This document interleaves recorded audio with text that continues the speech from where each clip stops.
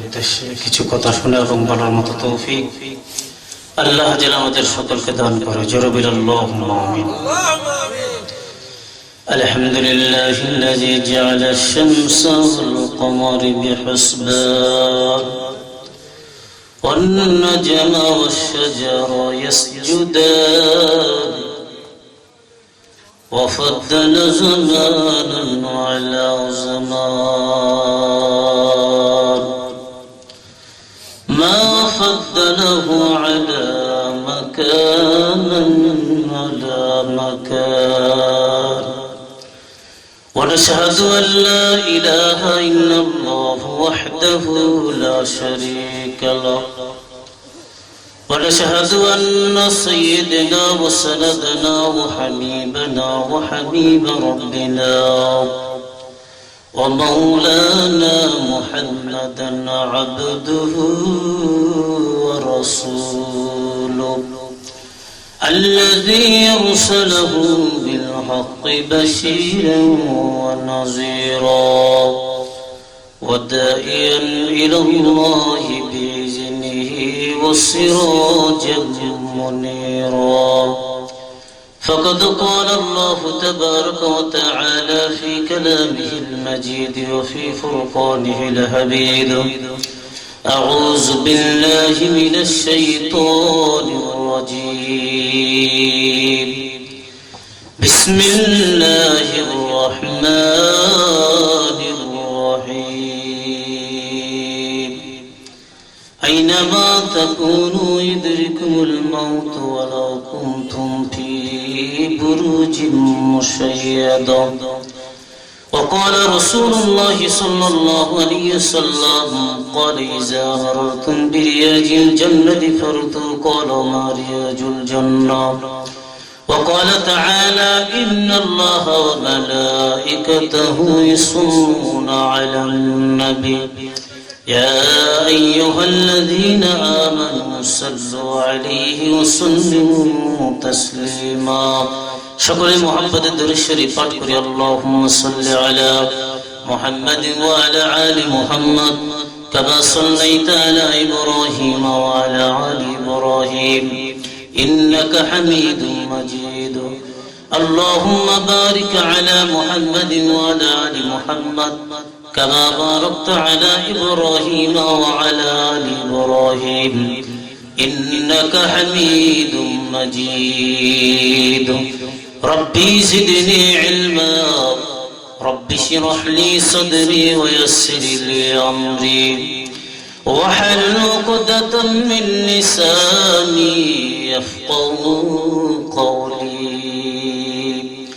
سبحانك لا علم لنا إلا ما علمتنا إنك أنت العليم الحكيم سبحان الله وبحمده سبحان الله العظيم একটু মুহাব্বতে কালামা পড়ি লা ইলাহা। সকলে একটু মুহাব্বতে একটু কাছাকাছি বসতে পারি, চলে আসি পাকা জায়গাটা একটু গ্রহণ করি। অল্প একটু সময় কথা বলবো, অল্প একটু সময় আসেন। অপরাধটা কোথায় গেছে ডাক দাও এর মুহাব্বতে কালামা পড়ি লা ইলাহা। কেউ জবান বন্ধ রাখবেন না, শুনেন কালেমা পড়বেন দিল থেকে, আল্লাহ তাআলা খুশি হয়ে আপনার দিলটাকে পরিষ্কার পরিচ্ছন্নতা বানাই দিবেন। এই জন্য মুহাব্বতে কালেমা পড়ি লা ইলাহা। لا تقل دون السلام مرشد وأكابر من در تاج المدينة سيد المرسلين خاتم النبيين نور مجسم حبيب الله حضور پاک সকলেই পড়ি সাল্লাল্লাহু আলাইহি ওয়াসাল্লাম। সম্মানিত মুহতারাম প্রিয় দোস্ত বুজুর্গ, আপনারা সকলে কেমন আছেন? ভালো না? আলহামদুলিল্লাহ। হ্যাঁ, আপনারা সকলে কেমন আছেন? বাস আলহামদুলিল্লাহ, মানে শুকরিয়া আল্লাহ। যদি বলি ভালো আছি তাহলে নিজের থেকেই বললাম। এই কথা বলা কি সুন্নতের ব্যতিক্রম। এখানে আসার তৌফিক দান করেছেন কে? আলহামদুলিল্লাহ। আমরা এখানে যে বসতে পারছি খুশি না নারাজ? এখন আপনারা মনে করবেন যে এতগুলো মাহফিলের কারণ কি? মাদ্রাসায় মাহফিল, মসজিদে মাহফিল, কবরস্থানে মাহফিল, ঈদগাহে মাহফিল।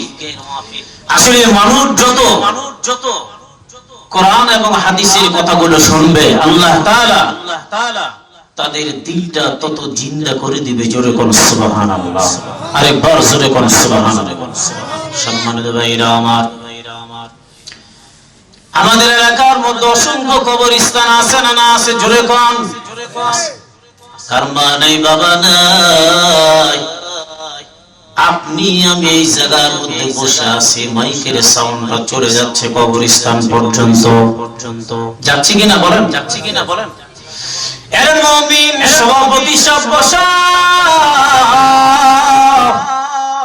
ওনার তো মা নাই, বাবা নাই, আত্মীয় স্বজন কেউ নাই, দুনিয়ার থেকে চলে গিয়েছে।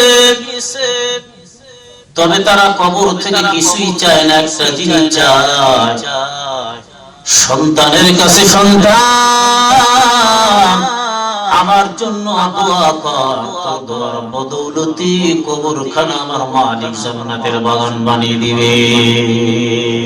আল্লাহু আকবার জোরে, আল্লাহু আকবার জোরে।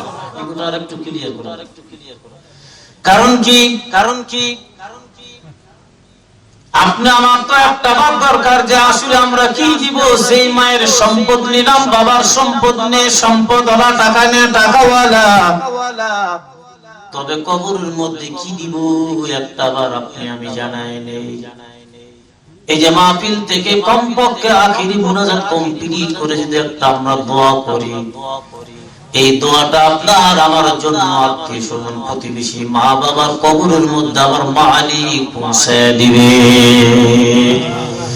পৌঁছায় দেয়। এরপরে কবরবাসীরা কত আনন্দাত্ম হারা, কত খুশি, ডাক দিয়ে কয়, মালিক ও আল্লাহ, আমার সন্তান, আমার মেয়ে, আমার প্রতিবেশী আমার জন্য দোয়া করছে। কবরে আযাব যদি জানতাম আপনি আমি কোনদিন তো গুনার কাজে দাপিত হইতাম না। আপনার মা কবর শুয়ে আছে, বাবা কবরের মধ্যে শুয়ে আছে, কিন্তু তারা অসহায়, বড় এতিম, তাদের ডানে বামে কেউ তো আর নাই। একমাত্র সন্তান, সন্তান যখন দোয়া করবে তাদের কবরখানা আমার মালিক জান্নাতের বাগান বানিয়ে দিবে। কিন্তু কবর সম্পর্কে দুনিয়ার মানুষ জানে না। এই কবরের আযাব কেমন হবে আমার মালিক দুনিয়ার মধ্যে জানাই দিয়েছে। চিল্লায় কোন কথা ঠিক না বেটি? আমার তো গাড়ি আছে, বাড়ি আছে, টাকা পয়সা, জমি জমা অভাব নাই, সব কিছু আমার আছে, কিন্তু ঈমান নামা মহা দৌলত কিন্তু আমার নাই, আমার কোনো দাম নাই। আছে? ঈমান নাই, আমার কোনো দাম নাই, বিশ্বের সবচেয়ে বড় ধনী, কিন্তু দেখা দেখো এটা কিন্তু বিশ্বের ধনী আমি, আমার যদি ঈমান না থাকে আমার কোনো দাম নাই। আমি একজন গরিব মানুষ, রিকশাওয়ালা, ভ্যানওয়ালা, ঈমান আছে, আমার দাম কবরের মধ্যে আমার মালিক বাড়াই দিয়েছে। সুবহানাল্লাহ। তাহলে ঈমানের দাম আছে না না আছে? এই জায়গার মধ্যে সকলেই তো বুঝতে পারে নাই। এবার দেখেন, আপনার আমার দিকে আল্লাহ পাক কমপক্ষে 100 বার নেক নজরে তাকানোর পর এই জায়গার মধ্যে আমরা বসছি। টাকা পয়সা, প্রপার্টির অভাব নাই, কিন্তু আল্লাহ পাক যদি তাদের উপর রহমত নাজিল না করে, তারা এইরকম মজলিস জান্নাতের বাগানে বসতে পারবে না। পারবে? আল্লাহর যদি রহমত না হয় বসতে পারবে না, বসতে পারবে না। আমি যে একটা তেলাওয়াত করছি, এই মাহফিলটা আমাদের জীবনের একটা শেষ মাহফিল হয়ে যেতে পারে, জীবনের শেষ দেখা হয়ে যেতে পারে, এটা জীবনের শেষ একটা রাত হয়ে যেতে পারে। কথা কোন ঠিক কিনা? কারণ একটা জিনিস মনে রাখবেন, প্রত্যেকটা সেকেন্ডে সেকেন্ডে যখন আপনি আমি মৃত্যুকে স্মরণ করব, তখন আপনার আমার জন্য মৃত্যুর সহজ কবর আযাবটা আল্লাহ আসান করে দেবেন। আর যদি আমরা কবরকে স্মরণ না করি, মৃত্যুকে স্মরণ না করি, কোনো লাভ নেই। আমি একটা যে আয়াত তেলাওয়াত করছি না, ছোট্ট আয়াত, অল্প সময় কথা শেষ করে দেব। কিন্তু প্রচন্ড শীত, আর এই শীত আমাদের এলাকা আমি তো যা দেখলাম যে কম। অন্যান্য জায়গায় যেমন যমুনা এলাকাতে কিছুদিন আগে 3 দিনের সফরে পাবনা, সিরাজগঞ্জ থেকে এলাকাতে আসলাম, আমরা এদিকে পঞ্চগড়ে দিই, কিন্তু আরো শীত। অথচ আল্লাহ তাআলা আমাদেরকে তুলনামূলক ভাবে অনেক অনেক গুণে ভালো রাখছেন। কথা বলেন ঠিক কিনা? সেই সূত্রে আমরা আজকে রাত্রি, আপনারা আমার বন্ধু মানুষ, একটা বছর পর দেখা হচ্ছে, কিছু গল্প সল্প কথাবার্তা হওয়া, এটা কিন্তু বিশাল একটা ব্যাপার নাকি সভাপতি সাহেব? আসলে চিন্তা করে আমরা অল্প একটা সময় ধৈর্য ধরে বসে আমরা যে মুনাজাতের মাধ্যম দিয়ে যদি দোয়া করি, আপনার মা বাবা তাকে আছে, আমরা কি চাই কোনো মা বাবাকে কেউ অপমান করতেন? কেউ চায় না। আরে আপনি আমি একদিন থাকবো না, কবরের বাসিন্দা, কবরে চলে যাব, কিন্তু আপনার আমার জন্য আর কেউ দোয়া করবে না। আমি যদি কারোর জন্য দোয়া করি, আমার জন্য দোয়া করবে আমার প্রতিবেশী, আমার সন্তান। কথা বলেন ঠিক কিনা? আমি যদি কাউকে সম্মান দেয়, আমার সম্মান দেবে। আমি যদি কারোর জন্য ছোট হই, আল্লাহ আমাকে বড় বানায় দিবে। কথা বলেন ঠিক কিনা? আমি যদি অহংকার নিয়ে চলাফেরা করি, নিজকে নিজ বড় মনে করি, আল্লাহ বলে তুমি নিজেকে বড় মনে করো, তুমি বড় না, সবচেয়ে পৃথিবীর ঘৃণিত নিকৃষ্ট ব্যক্তি তুমি। কথা বলেন ঠিক কিনা? আমরা মানুষের বিল্ডিং, টাকা পয়সা, জমি জমা থেকে কে কোন পোস্টের মধ্যে যাচ্ছে সেটা আলাদা হিসাব। তার জন্য আর দোয়া, মাশাআল্লাহ, ওদের ছেলে চাকরি হয়েছে, আলহামদুলিল্লাহ, ভালো ভালো। অমুকের বাগান অনেক আম, অমুকের ফসল করে ভালো হচ্ছে, সংসার ভালোভাবে চালাচ্ছে, অমুকের মাটির বাসা ছিল, সে বিল্ডিং করছে। এটার জন্য দোয়া করেন, আল্লাহ আপনাকে বিল্ডিং এর মালিক বানায় দেন। আর এটার মধ্যে কেউ হিংসা করে, যার জন্য আপনি হিংসা করছেন, ওই ব্যক্তিকে আল্লাহ বড় বানায় দিবে। আর আপনি আস্তে আস্তে মাটির নিচে দাবিয়ে যাবেন। নাউযুবিল্লাহ। কারণ হিংসু, চোরখোর, এরপরে মনে করেন যারা গীবত করে, আর গীবত আসাদু মিনাজ জিনা, যারা গীবত করে জিনার সমতুল্য পাপ করে। জোরে বলেন নাউযুবিল্লাহ। আমার হিংসা আপনি করলেন, তাহলে আমার গুনাহগুলো আপনি নিলে আপনার সবগুলো আমার চলে আসে। তাহলে আমার উপর আপনার হিংসা করে কোনো লাভ নাই, আপনার উপর আমার হিংসা করে কোনো লাভ নাই। আল্লাহ, আমি যদি আপনার জন্য দোয়া করি, আল্লাহ পাক আমাকে বড় বানাই দিবে, আমার ইসলামটাকে আরো উপরে উপর তবকায় পৌঁছায় দিবে। জোরে বলেন সুবহানাল্লাহ। সম্মানিত ভাইরা, এবার দেখেন আল্লাহ রাব্বুল আলামিন তাবারক ওয়া তাআলা আমাদেরকে ডাক দিয়ে বলো, দুনিয়ার মানুষ জানে না এই দুনিয়াতে কিছুই না, কিছুই না, একটা সেকেন্ডের কোনো বিশ্বাস না। যদি নিঃশ্বাসটা বন্ধ হয়ে যায়, কবরের মধ্যে আপনাকে আমাকে যাওয়া লাগবে। কথা বলা ঠিক কিনা?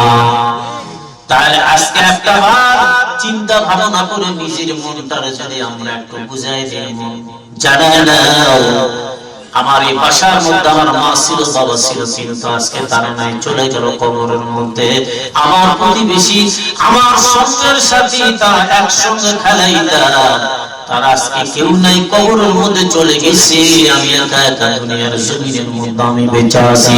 আমি তো একদিন থাকবো না, আমি একদিন কবরের মধ্যে যাব, কিন্তু কবর আমি কি নিয়ে যাব, হিসাবটা কি দেব, এটা দরকার আছে না আছে? জোরে বল। আমরা তো মনে করলাম আমার গাড়ি, আমার বাড়ি, আমার টাকা, আমার জমি, আমার জমা। তবে একটা জিনিস চিন্তা করে দেখো মুমিন, কবরের জন্য যদি কিছুই না করতে পারি, কোনো দাম নাই। কবরের জিন্দেগি তৈরি করে কবরের মাটি যদি একটু বায়না করে আল্লাহর কাছে দিয়ে দিই, আপনার আমার দাম আল্লাহ বাড়ায় দিবে। আল্লাহ জমি তো অনেক আছে, টাকা তো আছে, কিন্তু আপনি আমি এই কবরস্থানের জায়গাটা আল্লাহর কাছে বায়না করে রাখা দরকার আছে না আছে? জোরে বল। কখনো যেন আসিবে তোর দুনিয়া ছাড়া ডাকুরে,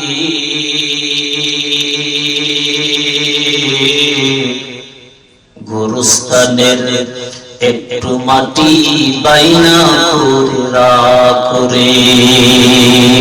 আল্লাহু আকবার। এই দুনিয়া তোমরা কেউ থাকবে না, থাকবো নাকি? চলে গেল। তাহলে এই কবরটা দুনিয়াতে আমার কবর, আপনি আমাকে যেতে হবে, প্রতিদিন জিয়ারত করতে হবে, দেখতে এই কবর আমার চিরস্থায়ী ঠিকানা, আসল বাড়ি, এখানে আমাকে আশাই লাগবে, কোনো বুদ্ধি নেই। কথা বলেন ঠিক কিনা? রাজা দশা, ধনী গরিব, সকলের তরে একে আচরণ করবে সেদিন অন্ধকার কবরে।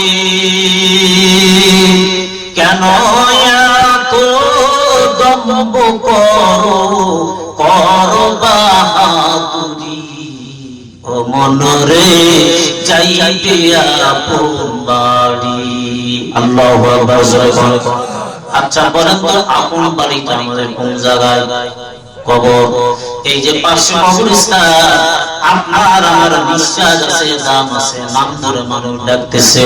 আগামীকাল যদি নিঃশ্বাসটা বন্ধ হয়ে যায়, একটা বার তাকায় দেখো আপনার আমার কেউ বাসার মধ্যে রাখবে না।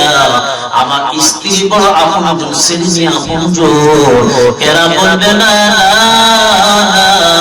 সাদা কাপড় দিয়ে ঢেকে রাখছি, দেখি বড় ভয় পাচ্ছি, তাড়াতাড়ি লাশটা আমার তো কোনো মূল্য নাই, দাম নাই। কানবে কয়দিন বলে 40 দিন, বলে কয় মাস, বলে 3 মাস 6 মাস, এরপরে আর তো কেউ কানবে না।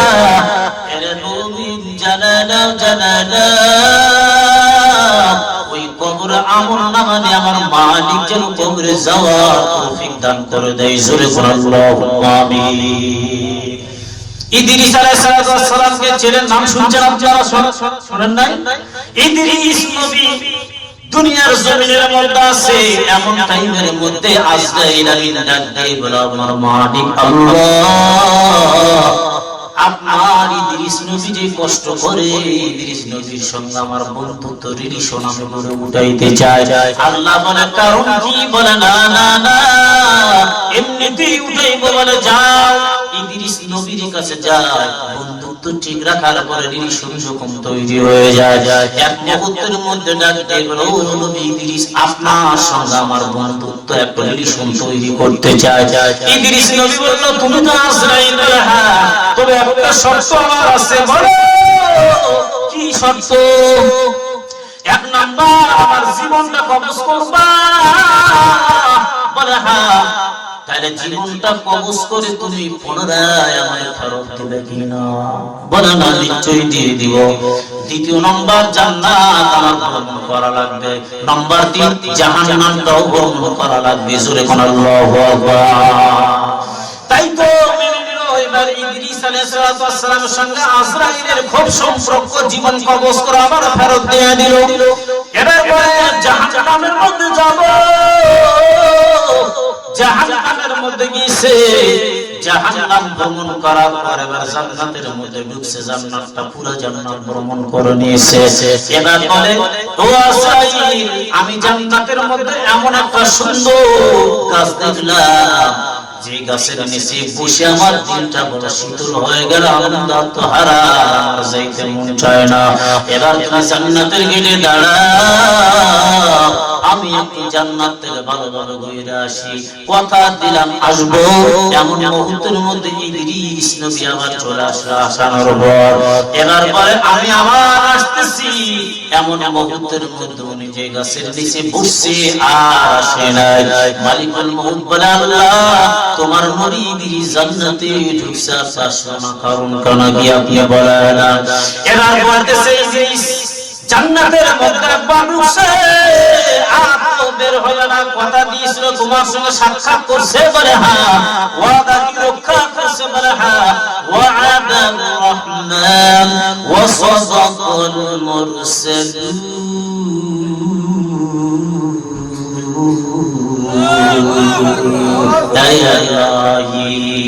मैंने मुझ में दूर का ताकि देखो मैंने तुझसे एक नजर।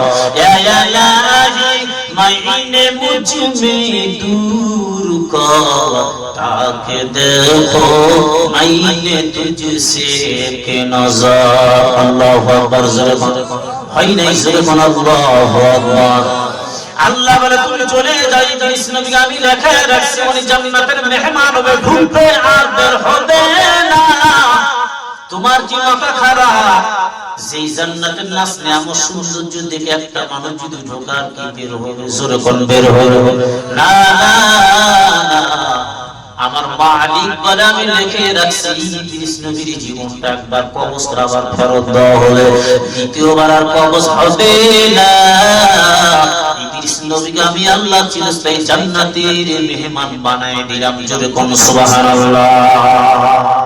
এর মুমিন একটাবার খেয়াল করে দেখেন, শেষ মুহূর্তের মধ্যে অল্প একটি কথা বলবো, বেশি কথা আমি বলবো না।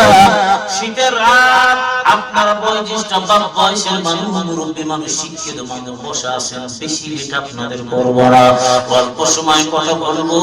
আখেরি মুনাজাত কমপ্লিট করে দোয়া করে আপন আপন বাড়ির মধ্যে আল্লাহ যেন পৌঁছায় দেয়। জোরে বলুন আল্লাহুম্মা আমিন। মৃত্যুটা কেমন জিনিস এটা জানার জন্য রাসূল না আছে, জোরে বলুন। এবার দেখেন আপনারা নাম শুনছেন, ওয়াজকুর ফিল কিতাবি মারইয়াম ওয়াজকুর ফিল কিতাবি ইদ্রিস ইন্নাহু কানা সিদ্দিকান নাবিয়্যা। আল্লাহু আকবার। জোরে এবার দেখেন মৃত্যু একটা কেমন জিনিস। কাউকে রাজা বাদশা গরিব দুনিয়া আলেম ওলামা বক্তা হাফেজ কারি কাউকে ছাড় দিবে না, দিবে না ভাই, কখনো দিবে না। এবার হুদ আলাইহিস সালামের জমানার মধ্যে নবী হুদ আলাইহিস সালাম যখন দাওয়াত দিলেন, এমন মুহূর্তের মধ্যে কেউ তো ঈমান আনলো না। একজন বৈশিষ্ট্য বিরুদ্ধে একজন মা, বুড়ি মা, উনি বলতেছে আমি ঈমান আনলাম, আরেকজন মহিলা বলে আমি ঈমান আনলাম। তবে তো আল্লাহর কসম ধ্বংস হয়ে যাবে মেয়েটার পেটের মধ্যে বাচ্চা। এবার এই মেয়েটা আল্লাহর উপর তাকওয়া পরহেজগারি অর্জন করে যখন তো শুরু হয়ে গেল আল্লাহর গজব, এই মেয়েটার কাছে আল্লাহর কুদরতি একটা ছোট্ট নৌকা চলে আসলো। নৌকা বোঝেন তো আল্লাহ, এই নৌকায় উঠে যখন শুরু হয়ে গেল পানির মধ্যে ভাসতেছে। আল্লাহর কি কুদরত, আল্লাহর কত দয়া, আল্লাহর কত মায়া। এবার আবার মালিক এমন মুহূর্তের মধ্যে সাগরের মধ্যে একটা পুরো ঢেউ শুরু হয়ে গেল, বাতাস শুরু হয়ে গেল, মেয়েটার বাচ্চা হয়ে গেল। এমন মুহূর্তের মধ্যে আমার মালিক ডাক দিয়ে আজরাইল, দেরি করবি না, তাড়াতাড়ি যা, ওই মেয়েটার জীবনটা তুই কবজ করে বাচ্চাটা একদিক মেয়েটার তুই একদিক বানায় দে। একটা নৌকা বিশাল একটা ঝড় বাতাস শুরু হয়ে গেল। এমন মুহূর্তের মধ্যে মার জানটা কবজ করে নৌকাটা ভাইটা বিভাগ হয়ে গেল। একদিন ছোট্ট বাচ্চা মার স্তন থেকে এক ফোঁটা দুধ পান করতে পারলো না, মাটা চলে গেল। আর এই করুণ একটা দৃশ্য শুনবেন, কথাটা শুনবেন, আল্লাহ তৌফিক দান করুন, আল্লাহুম্মা আমিন। চলে গেল আজরাইল, তো আপনার আমার মার জান কবজ করছে, বাবার করছে। এতিম বলে এতিম, সন্তানটা এতিম হয়ে গেল। এরপরে প্রতিবেশী কান্দে, কেমনে সন্তানটা কে দেখবে, কে মানুষ করবে। এত বড় পাষাণ্ড আজরাইল, কিন্তু আজরাইল তিন জায়গায় কান্না করছে। জোরে কোন আল্লাহু আকবার। কয় জায়গায় বললাম? তিন জায়গায়। আরো জোরে বলেন কয় জায়গায়? জোরে বলেন কয় জায়গায়? এক নম্বর বলে ওই মেয়েটার জীবনটা কবজ করে না। আজরাইল চোখের পানি ফেলে কান্দে, এত বড় পাশা কান্দার ডাক দিয়ে কয় মালিক ও আল্লাহ, এই মেয়েটার জীবন যদি এখন কবজ করে বাচ্চাটা এক ফোঁটা ফোঁটা পান করতে পারলো না, ওরে আল্লাহ,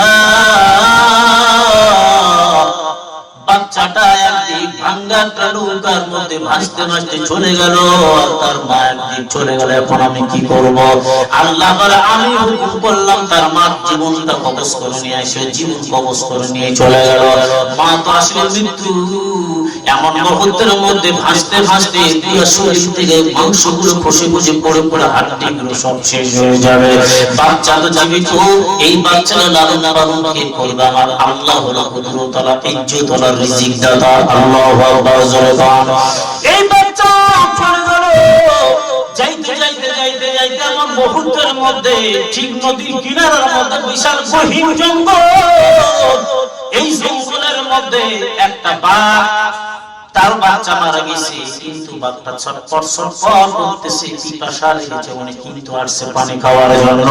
সাগরের কিনারার মধ্যে ঠিক এমন টাইমের মধ্যে বাচ্চা বাঘের মুখের সামনে হাজির। আল্লাহু আকবার। আচ্ছা, বাঘ যদি পায় ছাড়েন কি মুরগি ছাড়ে? কিন্তু আল্লাহ পারেন কিনা? বাঘ বকরি এক ঘাটের মধ্যে পানি খাওয়াতে পারে কিনা? উমরের শাসন আমলের মধ্যে বাঘ বকরি এক ঘাটের মধ্যে পানি খাইছে, কেউ কাউকে আক্রমণ করে নাই। আল্লাহু আকবার। এবার বাঘ আসছে, আসানোর পর এবার এই বাঘটা যখন চলে আসলো, বাঘ মানে বাঘ অটোমেটিক কিন্তু বাচ্চাটা বাঘের দুধ পান করা শুরু করে দিল। আল্লাহু আকবার। বাঘ চিন্তা করলো, না না না, এই বাচ্চাকে আমি খাবো না, মুখের মধ্যে নিয়ে জঙ্গলে চলে গেল। বাঘটা লালন পালন করতেছে মানুষকে। আল্লাহু আকবার। আচ্ছা এটা অসম্ভব কিছুই নাই, যদি আল্লাহ তৌফিক দেয়। কথা বলেন ঠিক কিনা?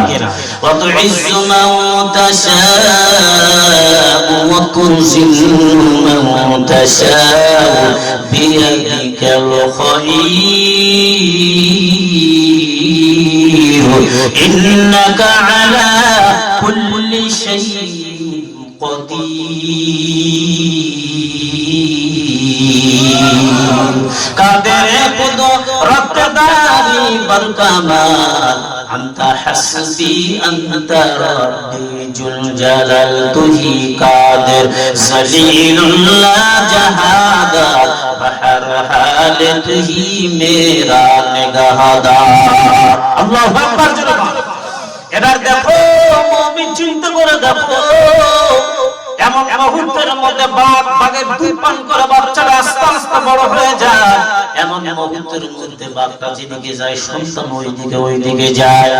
দেখতে দেখতে ওই দেশের রাজ্যের বাদশা, ওনার কোন সন্তান নাই, অনেক রাজা এরপরে প্রহরী গুলো নিয়ে মন্ত্রীকে ডাক দিয়ে বলে, চলো আমরা হরিণ শিকার করার জন্য যাই। ঠিক গহীন জঙ্গলের মধ্যে ঢুকছে, এমন মুহূর্তের মধ্যে তাকে দেখে বাঘের পিছে পিছে ফুটফুটে সুন্দর চেহারাওয়ালা সন্তান দৌড়ে দৌড়ে যাচ্ছে। জোরে বল সুবহানাল্লাহ। কে? রাজা মশাইরা তো মানুষের সন্তান, এত সুন্দর চেহারা, ফুলের মতো লাগতেছে। তোমরা আমার তোমার বাচ্চা নাই বাবা, যেভাবে হোক ওই সন্তানটাকে তোমরা আমার কাছে নিয়ে আসো, বাচ্চার হটায় দাও। জোরে বল সুবহানাল্লাহ। রাখে আল্লাহ, মারে কে? মারে আল্লাহ, রাখে কে? কথা বলেন ঠিক কিনা? বাঘ হলো হিংস্র প্রাণী। বাঘের বাচ্চা যখন মারা যায়, বাঘ তোর দুইটা ছোট ছোট বাচ্চা বলে, বাবা আমি নসিহত করলাম, এটা তো একটা গল্প বাবা, কোরআন হাদিসে নাকি গল্প। তো বলে সব প্রাণীর সঙ্গে দেখা করবে, মানুষ ইনসান নামে একটা মানুষ নামক একটা মানুষ যে আল্লাহ সৃষ্টি করেছে, সৃষ্টি সারা জাতি, তার সঙ্গে দেখা করবি না। বাঘের বাচ্চা বড় হয়েছে, ওর মা মারা গেল। বাঘের বাচ্চা চিন্তা করলো, কি ব্যাপার, আমার মা এই নসিহতটা কেন করে গেল? মানুষ আবার কি, মানুষ আবার কতটা আমি যে মানুষের সঙ্গে দেখা করবো না। ওনার মনে কৌতূহল জেগে গেল, মানুষকে দেখাবো, মা নসিহত আমি মানবো না, ফেরাই দিল। ওসিয়ত না মানার কারণে সন্তানের বিপদ হবে, এটা হাদিসে প্রমাণ। আল্লাহু আকবার। জোরে বল। আপনার মা বলছে অমুক জায়গার মধ্যে যাবি না, আপনি যদি চলে যান মা ওসিয়ত ভঙ্গ, আপনার উপর আল্লাহর গজব।